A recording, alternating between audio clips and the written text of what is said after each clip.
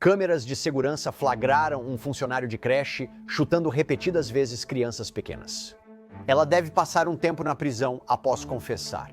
Câmeras registraram mais de 100 incidentes. Analisamos a possível sentença dela e as medidas para garantir mais segurança às crianças nas creches. E vamos fazer isso com um especialista em litígios de lesões em creches. Bem-vindo ao Sidebar, apresentado pela Lei e Crime. Eu sou Jesse Weber.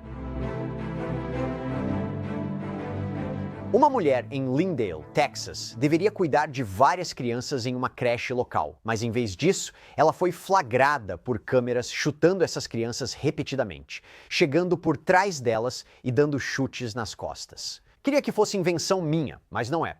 Mencionamos Catherine Gusieska, de 45 anos, pela primeira vez no outono passado. Ela trabalhava na creche Pumpkin Doodles em Lindale.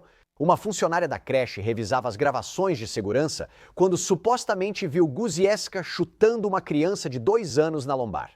Esse menino gritou e segurou as costas onde foi atingido. Segundo um mandado de prisão revisado pela KLTV, outra funcionária da creche contou ao pai do menino o ocorrido. Ele entrou em contato com o gabinete do xerife do condado de Smith em 23 de outubro de 2024. Então, os investigadores analisaram mais imagens das câmeras de segurança da Pumpkin Doodle e descobriram que essa mulher, Gusieska, chutou 6 crianças pequenas em 134 ocasiões diferentes. E, aliás, isso não é tudo. Vários vídeos mostraram ela andando durante a hora da soneca e movendo agressivamente várias crianças pequenas, puxando algumas delas das camas e arrastando-as pelos braços até a mesa de troca. Isso de acordo com documentos judiciais. Em vídeos que mostravam a mesa de troca, Gusieska supostamente colocava as crianças na mesa de forma agressiva, empurrando suas cabeças e forçando-as a olhar para a parede em vez de para a televisão.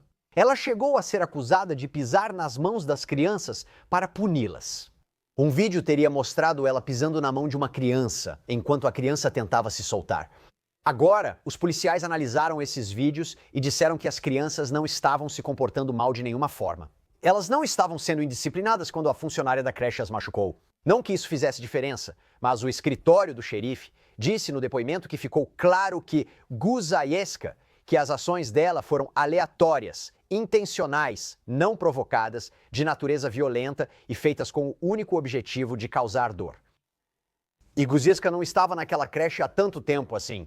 A ex-proprietária da creche, Melanie Dawn Law, disse à KLTV que a mulher foi contratada em setembro de 2023 e que as agressões ocorreram entre julho e outubro de 2024. Ela diz que demitiu Gusieska no dia em que o abuso foi exposto. E de acordo com as reportagens, ela passou por uma verificação de antecedentes e tinha todo o treinamento e as qualificações exigidas para trabalhar com crianças pequenas. Ela disse que imaginar que alguém contratado e confiável pudesse prejudicar crianças inocentes é incompreensível. Gusieska foi presa e acusada de 2 acusações de lesão corporal em criança com intenção de causar dano físico. Depois, mais acusações criminais foram incluídas, totalizando 6. Ela foi detida sob fiança de $450 mil, que aparentemente nunca pagou. E Law disse que planejava vender a creche, que ela reabriria sob nova administração e com um novo nome. E então, chegamos à terça-feira, 16 de setembro, e foi nesse dia que Gusieska se declarou culpada no Tribunal do Condado de Smith. Agora, com base nas diretrizes de sentença criminal do Texas, Gusieska pode enfrentar uma ampla variedade de penas de prisão. A KLTV informa que os advogados de defesa dela estão pedindo uma sentença de 10 anos para cada acusação, o que você sabe, parece bastante, mas eles querem que essas sentenças sejam cumpridas simultaneamente, ou seja, ao mesmo tempo. Chamo agora Russell Button, advogado especialista em lesões em creches no Texas, para falar sobre isso. Infelizmente, ele enfrenta esses casos com frequência. Russell, é muito bom ver você novamente, porque você tem acompanhado esse caso conosco no último ano. Acho que podemos começar por aqui. É bom ver algum tipo de resolução nesse caso, com a confissão de culpa. Por que você acha que isso aconteceu? Jesse Weber, acompanhamos esse caso desde seu convite em dezembro. Estou grato por eles, finalmente, terem se declarado culpados, certo? E eu acho que muito disso teve a ver com a importância que isso ganhou na imprensa. Acho que isso faz parte e trouxe à tona questões que vemos repetidamente em nossos casos. Agora, uma das partes mais importantes sobre o motivo pelo qual houve esse acordo e por que essa criminosa finalmente vai ser sentenciada pelo que fez com essas crianças é principalmente porque isso nunca deveria acontecer. E eles sabem disso e não há como escapar dessa vez. Tudo bem, vamos falar sobre isso. Não tem como escapar. Acho que vai ter uma prisão significativa, mas o pedido da defesa é interessante. Eles estão pedindo, pelo que entendemos, 10 anos para cada uma das 6 acusações, mas que sejam cumpridos simultaneamente, ao mesmo tempo. Acho que seriam 10 anos no total. O que você acha dessa recomendação? Bem, antes de tudo, Jesse Weber, eu só estou grato que o promotor público, e eles estão levando isso a sério criminalmente, porque vou dizer que muitas vezes, nesses casos de abuso, vemos que acusações criminais nem chegam a ser feitas. E por isso, sou muito grato que isso aconteceu aqui. Então, são 10 anos para cada uma das 6 acusações, totalizando 60, mas todas serão cumpridas ao mesmo tempo. Na minha opinião, sentenças concomitantes nesse tipo de situação não refletem a gravidade do que aconteceu aqui. Quero dizer, é simples, não foi um erro isolado, está claro.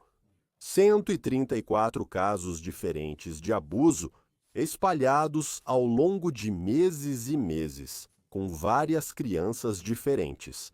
Esse adulto machucou crianças pequenas de propósito.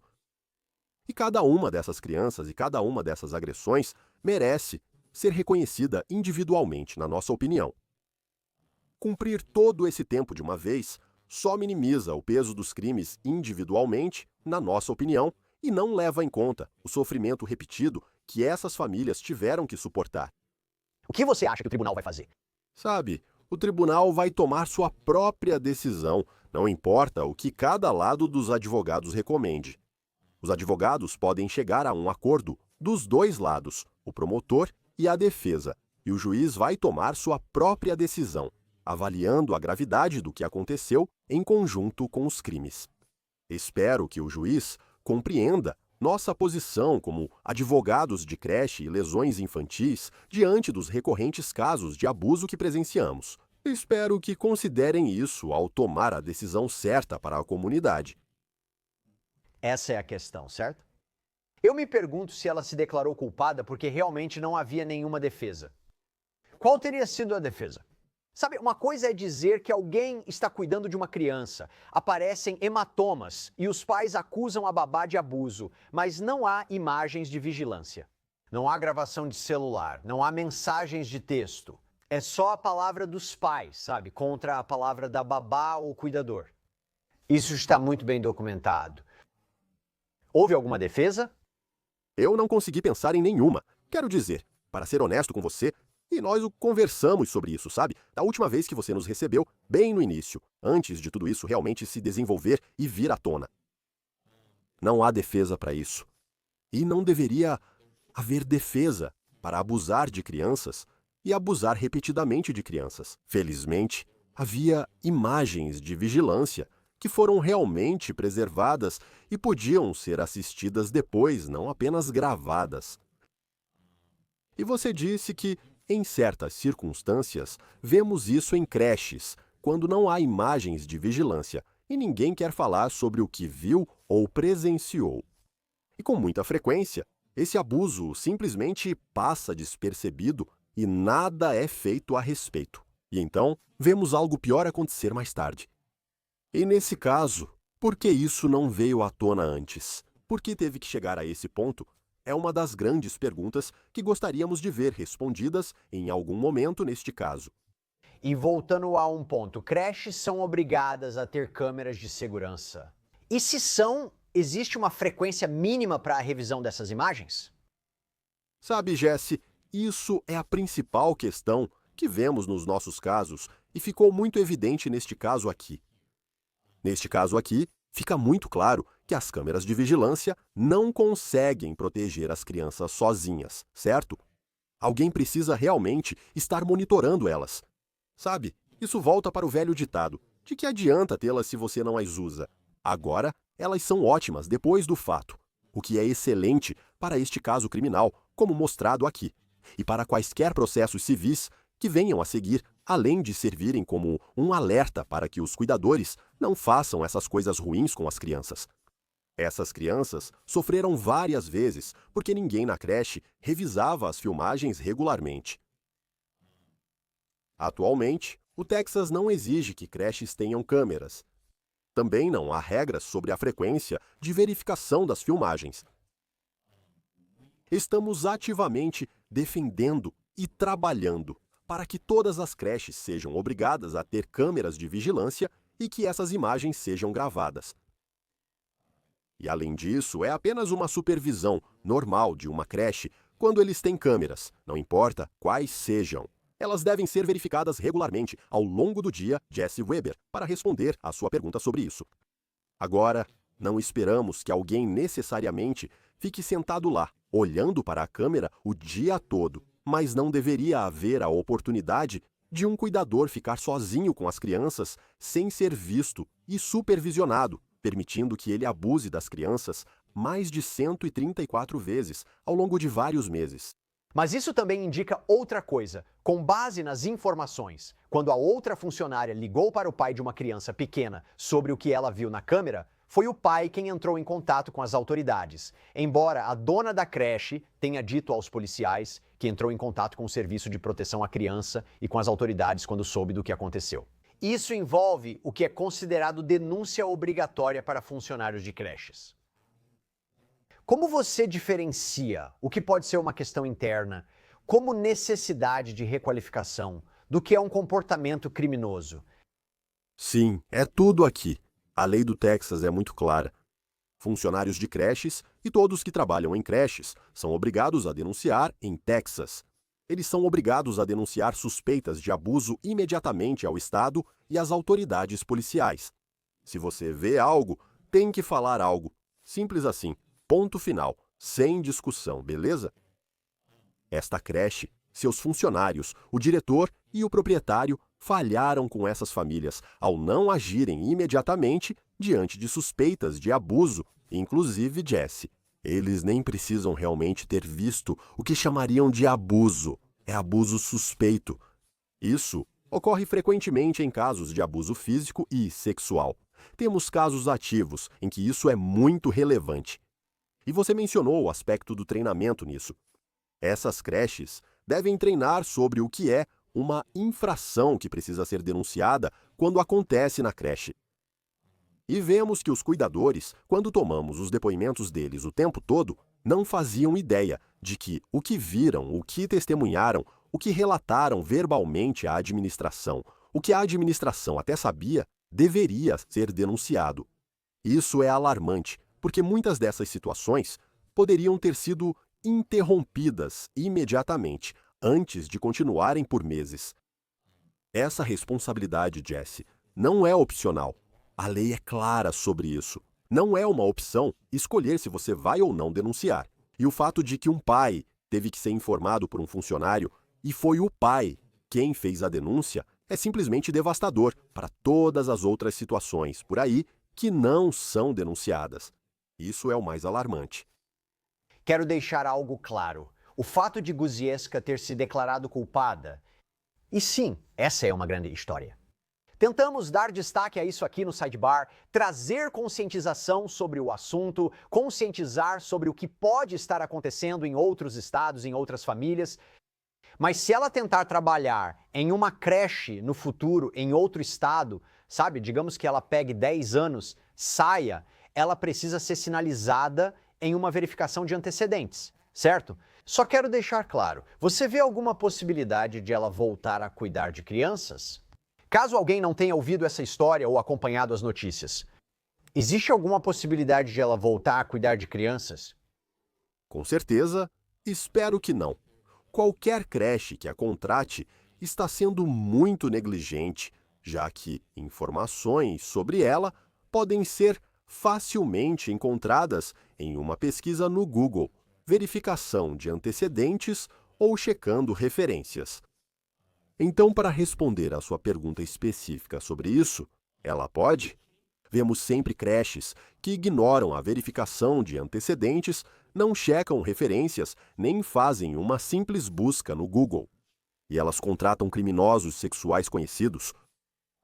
Elas contratam pessoas com históricos criminais conhecidos, históricos criminais documentados, tanto por fraude, por prejudicar crianças, com passados agressivos e violentos e com registros anteriores de abuso. Isso acontece repetidamente. Não deveria ocorrer. Não é para acontecer, mas acontece quando as creches decidem cortar custos.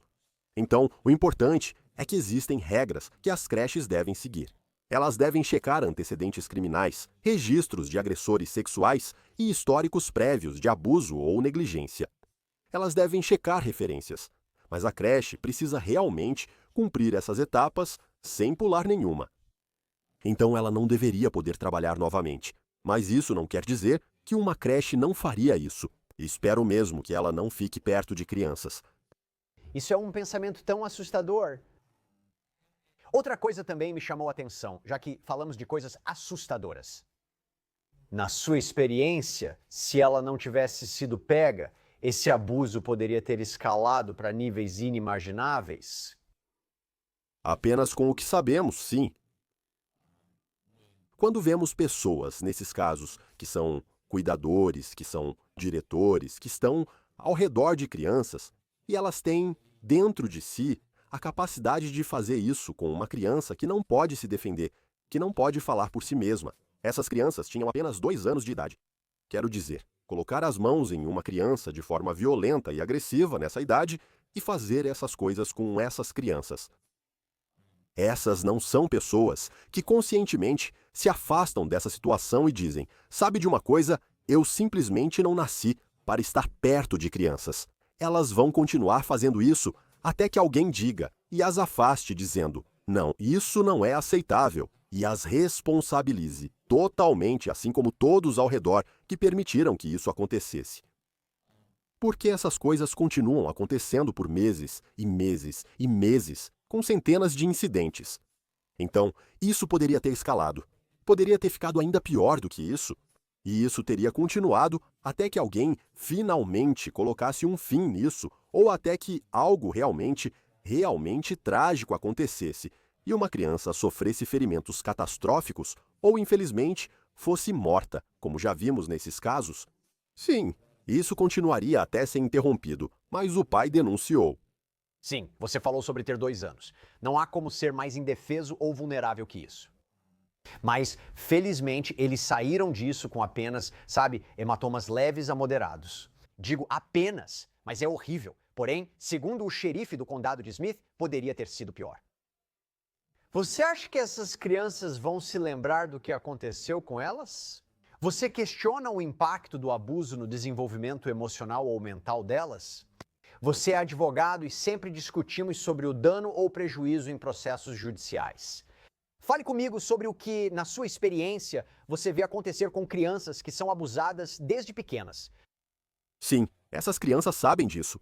Elas sabem que essas coisas estão acontecendo e, com certeza, serão afetadas por isso. Nós vemos impactos de curto prazo e vemos impactos de longo prazo, com casos repetidos de abuso e casos graves de abuso. Sem dúvida, eles logo notarão diferenças em seus filhos. Cada criança é diferente, repito. Mas vemos de tudo, desde pesadelos e terrores noturnos até problemas de sono e regressão em marcos do desenvolvimento o tempo todo. Problemas de confiança, medo daqueles que foram colocados em posição de autoridade ao redor deles enquanto crescem e se desenvolvem. Então isso vai afetá-los a curto prazo. E esse período da vida deles, entre 1 e 5 anos, é a idade mais crítica de desenvolvimento para nossos jovens e para as crianças. Cientificamente, isso é visto em casos de abuso nessas idades, conforme literatura e ciência.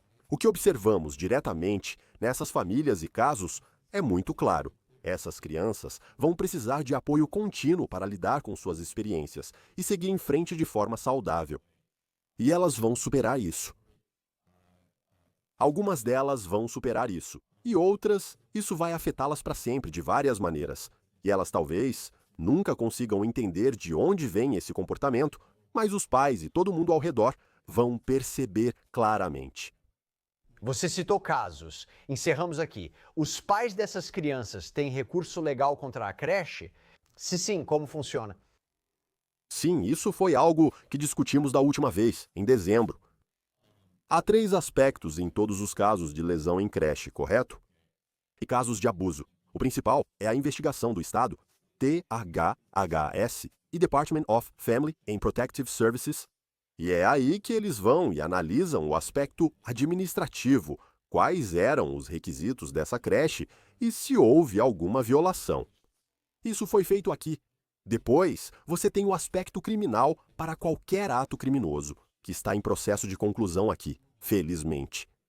E o terceiro aspecto de todos esses casos é o aspecto civil. É nesse momento que as vítimas e suas famílias podem responsabilizar a creche por negligência e grave negligência. Mas os danos também aparecem. Diversas questões são respondidas e eles são responsabilizados civilmente. Essa abordagem de 3 frentes é totalmente legítima e válida aqui. E cada uma dessas famílias tem uma reivindicação, se quisessem um processo civil que investigaria e reuniria as provas de, se essa pessoa era um cuidador qualificado, eles foram treinados, eles foram supervisionados. Todas as respostas para isso, como entendemos agora, é que a resposta é não. E essas crianças foram prejudicadas, e isso é específico para cada família e seus filhos. Houve danos e houve negligência grave, certo? Esse foi um comportamento imprudente e absolutamente foi. Então, sim, há processos civis disponíveis para essas famílias, assim como em todo caso em que há uma lesão, abuso ou morte de uma criança em uma creche. Essas são partes significativas do quadro completo de responsabilizar a creche, porque a creche é o sistema, Jesse, sabe? E essa é uma das coisas mais importantes. Um único cuidador ruim não vai resolver o problema, se o sistema como um todo está permitindo que essas coisas continuem acontecendo. E é nisso que realmente focamos nos nossos casos civis. Queremos garantir que vamos chegar à causa raiz. Assim, podemos determinar como isso aconteceu e evitar que aconteça novamente. E essa é a principal preocupação dos pais quando eles nos ligam. Como podemos responsabilizá-los para garantir que o que aconteceu com meu filho não aconteça com outra criança? E isso está disponível aqui. Esse é um ponto importante. E é com esse ponto que quero encerrar. Russell Button, muito obrigado por participar e muito obrigado pelo trabalho que você faz. Agradeço de verdade. Obrigado, Jesse. Agradeço você. Isso é tudo por hoje no Sidebar. Obrigado por acompanharem. E como sempre, inscreva-se no YouTube, Apple Podcasts, Spotify ou onde ouvir podcasts. E me siga no X ou no Instagram. Eu sou Jesse Weber. Até a próxima.